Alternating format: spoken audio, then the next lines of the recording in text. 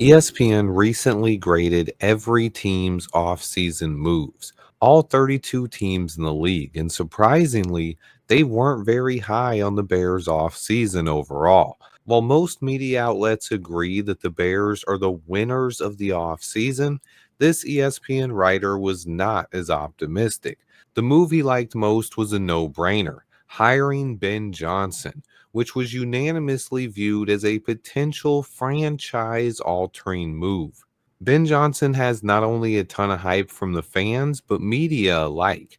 But that is about where the hype dies down this time, as ESPN's Seth Walder said he was just fine with the Joe Tooney trade, but he said he would have been tempted to not sign him to an extension and didn't like that move. To me, that makes no sense.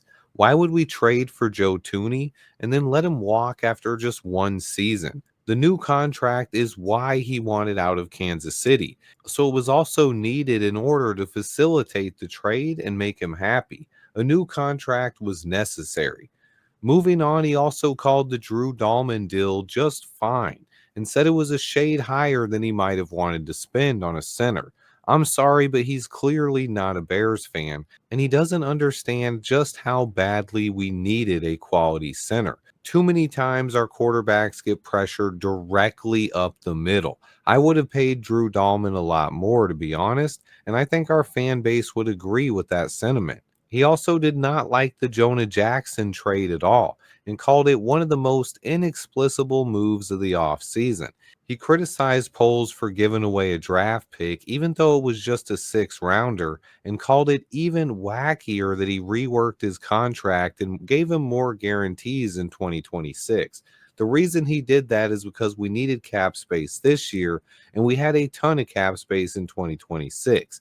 To me, it kind of felt like he didn't fully understand what happened with Jonah Jackson in LA or why Poles restructured that deal. I will say the Jonah Jackson move has some risk, but I trust Ben Johnson to get the most out of him, and giving up a six-round pick to solidify the interior of this O line could end up being a home run move. He did, however, like the Deo Odangbo deal, calling it a solid move. He's a guy who can help on the edge opposite of Montez Sweat, or he can move inside and rush from D tackle.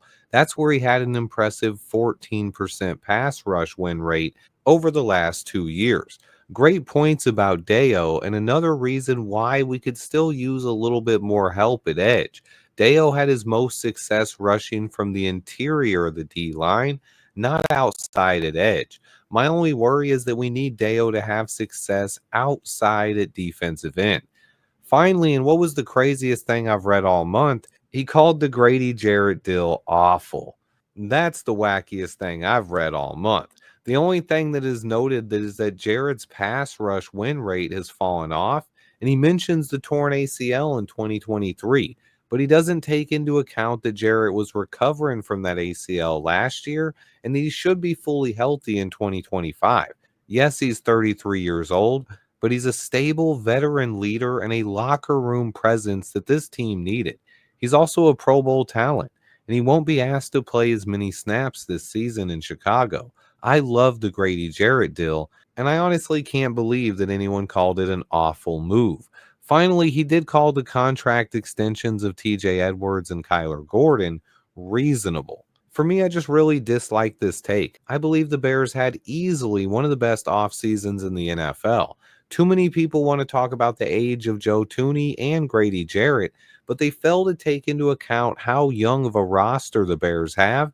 This is a team that needed some veteran leaders and mentors in the locker room, especially in the trenches. Those were just huge needs, and landing a center like Drew Dahlman was something us fans have dreamed about for years. Drew Dahlman was the guy that me and every other Bears content creator talked about well before he signed in Chicago. But landing Ben Johnson, of course, was the biggest move of the offseason. He's a guy who should lead this franchise's turnaround, a key move for the future of this team. But the article didn't mention a single word about the coaching staff that Ben put around himself. Another key move this offseason was bringing in Dennis Allen to lead the defense. Even before we hired Ben Johnson, I had talked about how it was crucial to get a veteran defensive coordinator to pair with him. And Ben landed one of, if not the best options on the market, in the two-time former head coach and longtime Saints defensive coordinator Dennis Allen. Probably the most underrated move of the offseason. Shout out to anyone who was here for my live stream when I broke the Dennis Allen to the Bears news 24 hours before Shefty had it. But landing a big time defensive coordinator to pair with our new head coach, and then all the big time assistant coaches he brought in, those were huge moves that weren't even mentioned. And then on top of that, I believe re signing Kyler Gordon to a long term deal was huge for this franchise and another one of our most underrated moves. Calling it reasonable is fine, but Kyler, I believe, is on the verge of becoming a Pro Bowl player. His skill set fits Dennis Allen perfectly, and that extension could end up being a huge W for this franchise. Overall, though, I do believe this was one of the best and most important off seasons potentially in Bears history, at least in my lifetime. I don't believe off seasons will be this crazy going forward. If you did not like the Bears' moves over the last 6 months, let me know in the comments below or tell me what your favorite moves were and why. I appreciate everyone who watches. Please hit that like button for me. Stay tuned. And until next time, bear down.